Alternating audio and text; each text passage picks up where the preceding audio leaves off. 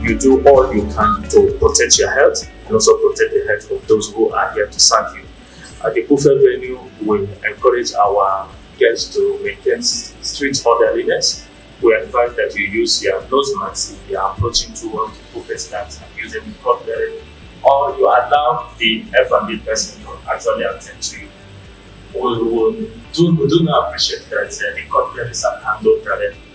This is what it means in transmission. Of course, we know in Nigeria it is safe in their communities, but because it's a public place, we ensure that all measures are taken to curtail this falling. Those of us in the room, you can check behind your door if you're actually in the room. There are provisions, information, and arrangement at the door that specify all necessary safety measures you need to take if you're in the room and how you're going to evacuate yourself to the muster point. If you need any further information, you are asked to call 100. If you dial 100, the responsible person is there at the switch room to pick up your query at the intercom and make sure you get assistance as soon as possible. So I'll wait for any questions if there's any, so I can take one or two. So for all, we want to especially recognize our guests that will be joining us virtually. Thank you, welcome. We do appreciate you taking our time, and we'll also make sure that it is a time well spent with us. So please do relax and take your cup of coffee or your tea wherever you are, and join us on this memorable event. We have the QR code download, so if you're interested in having the brochure for the event, there's a QR code. For those of us that are online, the QR code is available for us. So thank you. I now yield for my Salim to come in and make the introductions for the welcome address. Thank you. Thank you, Mercy. The next item is a welcome address by our brother and one of the pioneers of this company in the name of Bidemi Daniel Olumide. Bidemi is a lawyer with about 15 years post-graduation experience in Nigeria and the African market. Bidemi brings to bear core executive and managerial skills in helping clients, corporate, individual, and government navigate the complexities of data protection and global privacy rights in general. He has overseen implementation of both NDPR, GDPR at various corporation, individual, and government levels with effective efficiency and commerce at center of his intervention. Bidemi is also a tax law expert with a wide range of experience in advising both organizations and government in terms of tax regulations, etc. Permit me to welcome Mr. Bidemi Olumide for his welcome address. Thank you. Distinguished chairman of this inaugural session of the AT-Tarikah Summit, Alhaji Dr. Umaru Abdul Mutalab, CON, FCA, FIFB. Good morning also to our distinguished speakers, discussants, and all eminent persons who are part of this summit. Ladies and gentlemen, I greet everyone both here physically present and joining us virtually. We are able to advise and also manage it for you. And the last is the Omnibus desk, which is our general advisory services desk. So you are really free to pick up the phone, call us at any point in time. We're able to share our insights with you. That's first point to share it. So now to today's summit. Today's summit gives expression to our Islamic estate planning services as a subset of our larger estate planning and wealth management people come from this region of the country, working with us.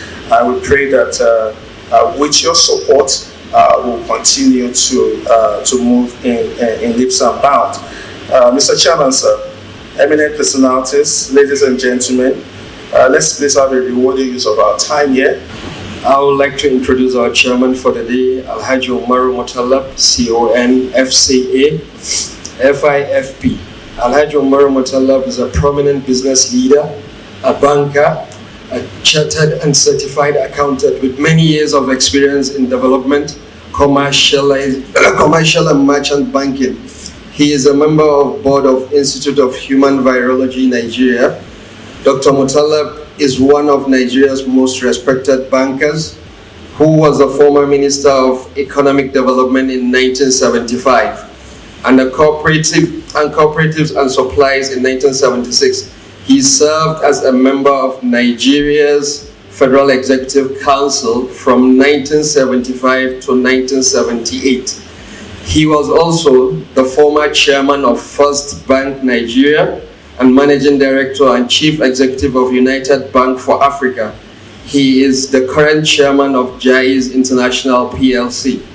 His wealth of experience has served in different board of directors for several companies such as Ajib Oil, Arewa Textile Limited, Nigerian Communications Commission, and other organizations. Alhaji Mutallab holds the title of Commander of the Order of the Niger, one of the highest honors in Nigeria, and also the chair of Business Support Group, an arm of Vision 2020. Alhaji Mutallab has also conferred with the fellow of both Association of Chartered Certified Accountants of UK and Institute of International Bankers Association of the United States of America. He is a graduate of Southwest London College, Achimota College, Accra, and Barewa College, Zaria. He was also awarded an honorary doctorate degree by Obafemi Awolowo University, Ile-Ife, and Benue State University, Makurdi. I would like to welcome our chairman, sir, Mr. Alhaji Umar Mutallab, sir. I would like to introduce our chairman for the day, Alhaji Umar Mutallab, CON, FCA, FIFP. Alhaji Umar Mutallab is a prominent business leader, a banker, a chartered and certified accountant with many years of experience in development, commercial and merchant banking. He is a member of board of Institute of Human Virology, Nigeria. Dr. Mutallab is one of Nigeria's most respected bankers, who was a former Minister of Economic Development in 1975 and Cooperatives and Supplies in 1976. He served as a member of Nigeria's Federal Executive Council from 1975 to 1978. He was also the former chairman of First Bank Nigeria and managing director and chief executive of United Bank for Africa. He is the current chairman of Jaiz International PLC. His wealth of experience has served in different board of directors for several companies such as Ajib Oil, Arewa Textile Limited, Nigerian Communications Commission, and other organizations. Alhaji Mutallab holds the title of Commander of the Order of the Niger, one of the highest honors in Nigeria, and also the chair of Business Support Group, an arm of Vision 2020. Alhaji Mutallab has also conferred with the fellow of both Association of Chartered Certified Accountants of UK and Institute of International Bankers Association of the United States of America. He is a graduate of Southwest London College, Achimota College, Accra, and Barewa College, Zaria. He was also awarded an honorary doctorate degree by Obafemi Awolowo University, Ile-Ife, and Benue State University, Makurdi. I would like to welcome our chairman, sir, Mr. Alhaji Umar Mutallab, sir. أعوذ بالله من الشيطان الرجيم بسم الله الرحمن الرحيم وصلى الله على سيدنا محمد وعلى آله وسلم. Good morning, distinguished ladies and gentlemen, and I would particularly like to welcome His Excellency to this occasion. Madam, you are most welcome, sir.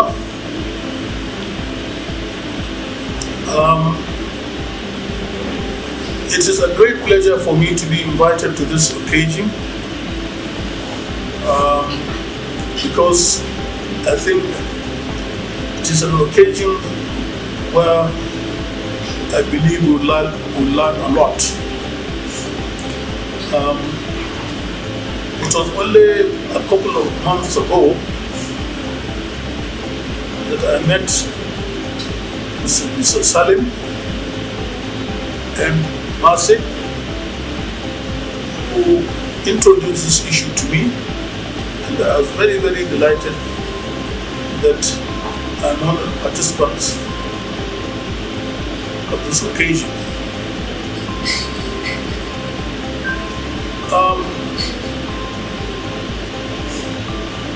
Distinguished ladies and gentlemen, let me first of all say good morning, and it is my pleasure to welcome you to the AT-Tarikah Summit 2022, a novel event and first of its kind. I would like to use this opportunity to thank the conveners of this summit and every one of you who have taken out time from your busy schedule to be present in this summit today, both physically and of course some are joining us through the new system. I also thank our listeners across different wealth lies with the Almighty Allah. He is the one who is in charge of all the wealth. Whatever you get is from Him. The Almighty. Muslims are deemed to be the guardians or steward of the wealth. Hence, Muslims are encouraged to spend and donate their wealth to the path of Islam. We all know that we come to this world with nothing. When we are born with nothing. And when we are going back to the Almighty Allah, to the grave, we also will not take a kobo with us.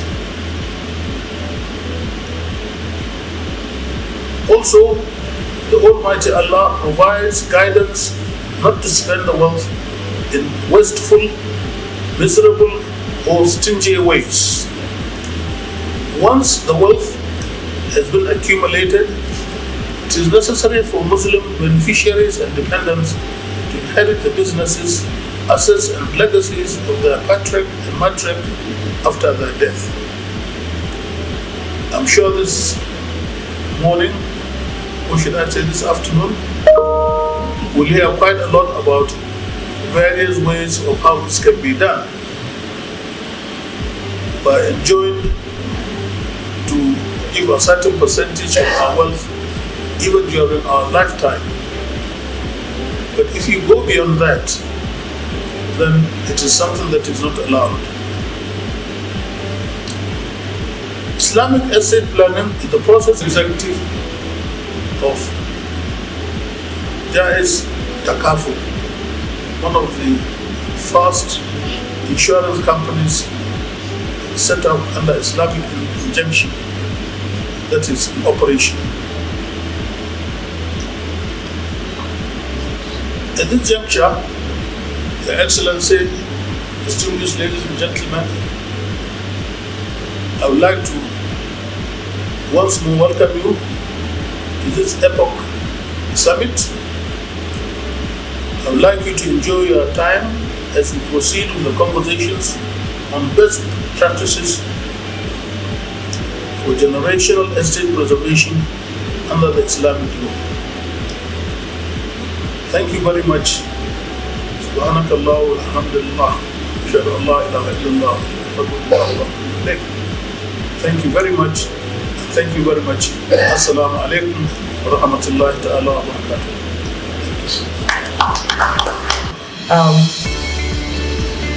We will have the paper presentation being taken by Dr. Abdullahi Saliu Ishola. He has a BL LLB from University of Ilorin, and he's also, while there, he also won 2 prestigious Senate Awards as the best overall graduating student from the Islamic Law Department and Public Law Department, all in 2005. He holds a master's degree in Islamic Law from the same University of Ilorin. He has a PhD in law from the prestigious International Islamic University, Malaysia, where he researched on cash wakaf with focus on corporate, takafu, and cooperative models. That was from the period of 2015 to 2018. Dr. Ishola is a prolific writer with innovative legal propositions on various legal issues. I can attest to that. It's very prolific. Professionally, he's a barrister and solicitor of the Supreme Court of Nigeria. He's also a teacher and registered with the Teachers Registration Council of Nigeria. Currently, he serves as a senior lecturer in the Department of Islamic Law, Faculty of Law, Kwara State University, Malete, where he's also the head. He also happens to be the head of the department and has been and was that from August 2019 to August 2020. He's a certified cooperative entrepreneur and a fellow of the Institute of Islamic Finance Professionals in Nigeria. Notably, Dr. Ishola is the founder, Director General of Al Husna Center for Wakaf Affairs, based in Ilorin. He's also the founder and pioneer, President, Chief Executive Officer of Tawakkul Multipurpose Cooperative Society, Ilorin, which is the premier non-loan Sharia compliant Islamic cooperative society in Nigeria, with a strong focus on investment, savings, and financing services, where Wakaf is integrated into cooperative services. So it is with huge delight that we now invite Dr. Ishola to come give his presentation. Thank you. أعوذ بالله من الشيطان الرجيم بسم الله الرحمن الرحيم الحمد لله والصلاة والسلام على رسول الله. We give thanks to Almighty Allah for making this event a reality. Without taking much of our time on expressing my joy and delight to be here, I'd like to recognize the chairman, and I want to say a very big thank you, sir, for making this event to happen. Having you here means a lot to those of us who are your children, and we pray Almighty also accept this from you as an act of ibadah and add it to the scale of your good deeds, both here and the hereafter. Other distinguished personalities here present, and I also want to recognize my brother, which I just cited in person of Dr. Agoke, if I'm not mistaken.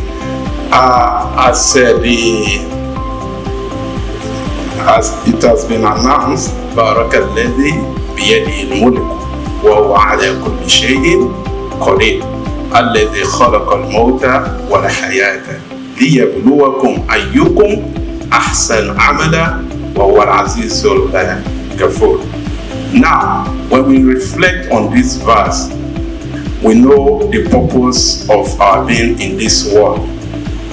Ayyukum liyabluwakum ayyukum ahsan amala.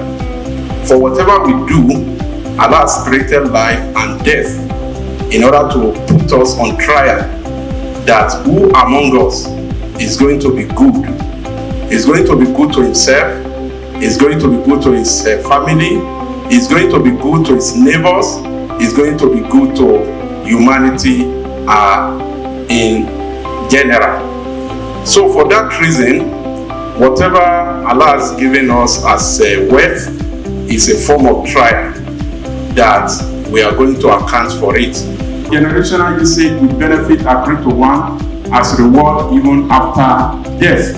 Generational preservation of estate is possible under Islamic law, and there are attractions for Muslims to do this. So I urge every one of us to undertake the planning of our estate. So I thank you for your attention, and may Allah give us the benefit of this. Thank you so much. Asset diversification, halal portfolio opportunities. which will be presented by Sheikh Yusuf Adamotoro.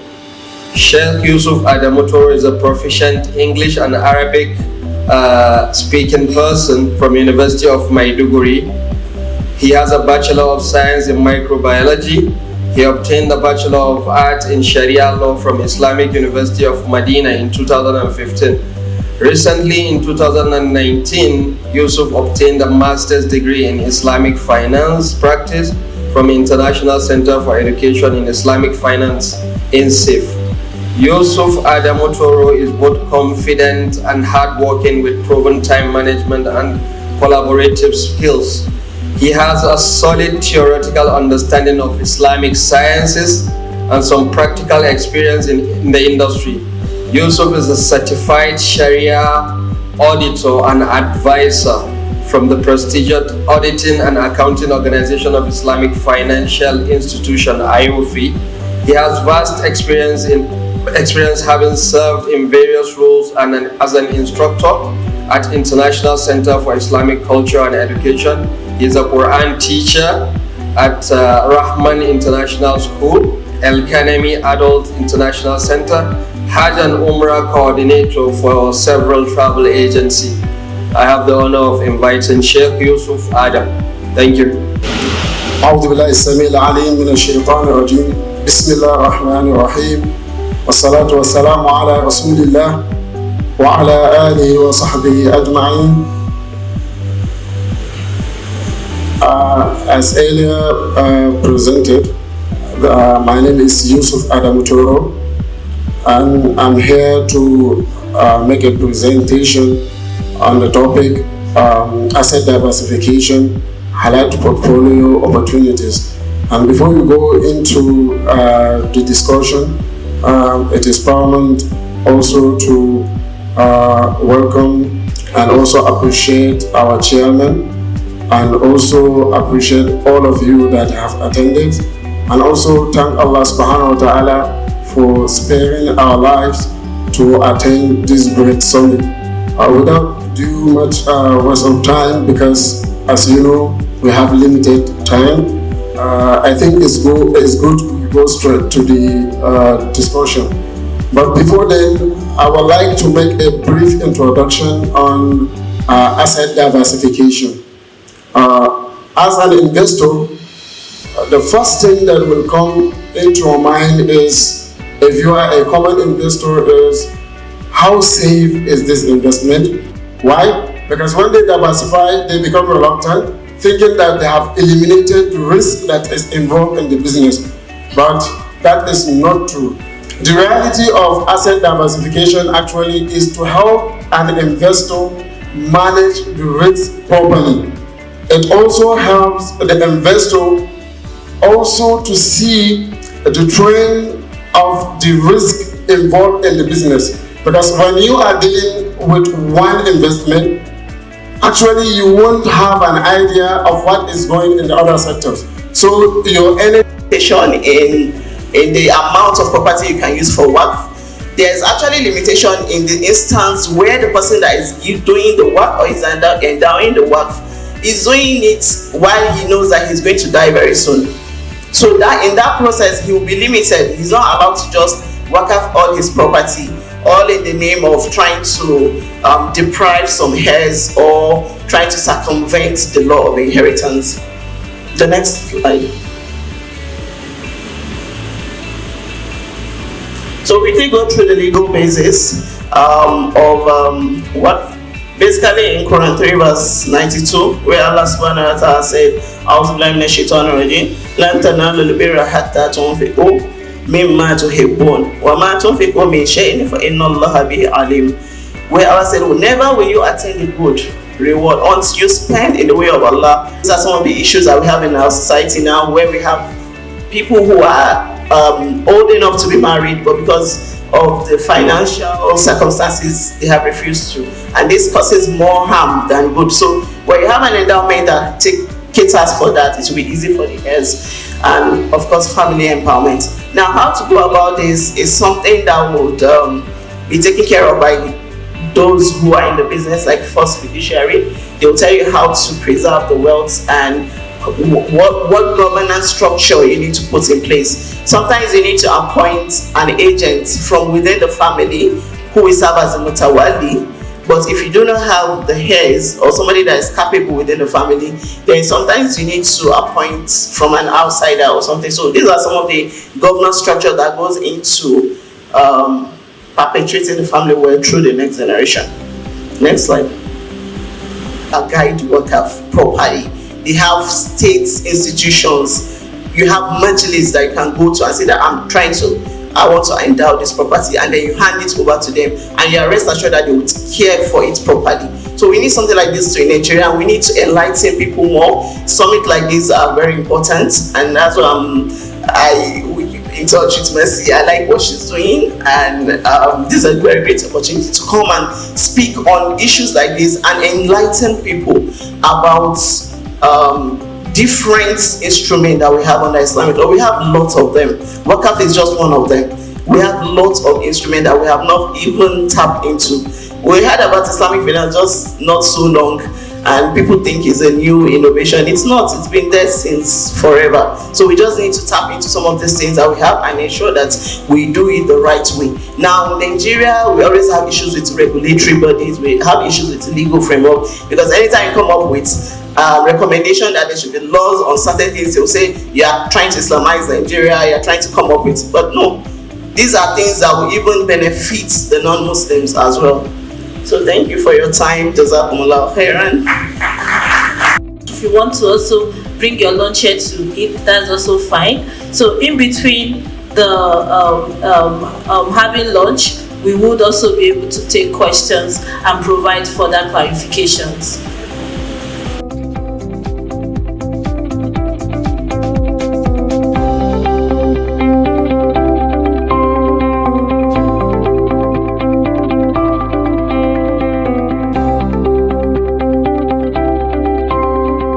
Quantum of properties that can be endowed by Wakif. Thank you very much. The general rule is that there should be no limitation. Once a person is alive and he wants to make wakaf, he can make it as much as he wish. But then the limitation will come in place when we talk of a dying person, somebody that has a terminal illness, and he has apprehension that death is near.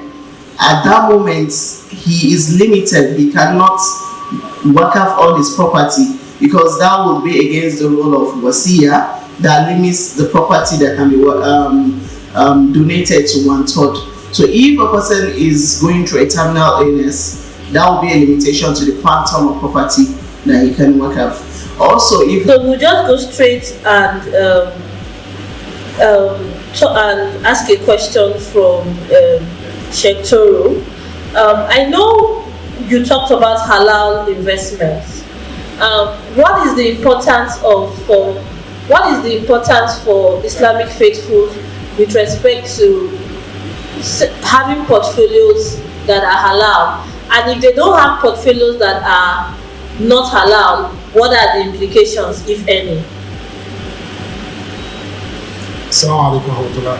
Thank you for this wonderful question. But actually, before I answer this, please can I digress a bit? When Prophet Sallam migrated from Makkah to Medina, please, what was the first thing that he did? He did something people thought that is just something Islamic and has nothing to do with the economy or investment. He did what was called unity, joining one Sahabi with the other, and he will call him, this is your brother. So what will that Sahabi do? We do say that in matters of Islamic inheritance, there are two theories as far as Nigerian law is concerned. We have the freedom of choice theory and the consequence of choice. The freedom of choice is that under the Constitution, every Nigerian has freedom of choice of religion to adopt. You have freedom of religion. So it's not mandatory that everybody in Nigeria must be a Muslim or you must not be a Muslim. it is a choice that you are a Muslim, because you have that freedom to change your religion. But that freedom, after you have exercised it to be a Muslim, it has a consequence. And that consequence is that Islamic law becomes mandatory on you. And that is where the issue of Islamic law of inheritance comes in. So in terms of the legal status, it's mandatory for every Muslim to plan. I can state it now that the Prophet ﷺ mentioned in an authentic hadith that even became a rule or a qaida in usul, that al-ghulmu bil-ghulmi, that there is no any benefit without taking liability.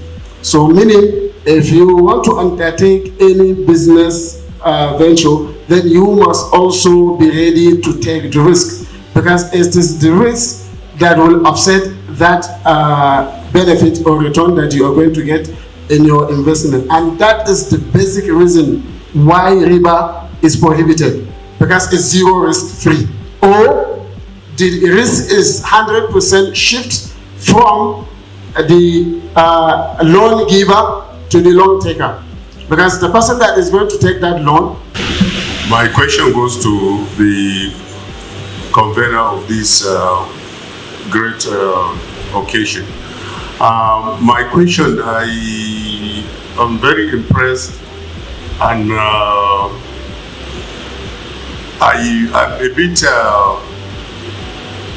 I'm highly educated, quite okay, but I don't even know where to start with, because I am very interested in this. So my question is like, how does somebody, where do we start? Fantastic question. For us, it all starts with the client saying exactly what you said and letting us know that he or she has concerns. So the starting point is what you've just done. Just let us know that really you want to have these conversations. We try to synthesize it.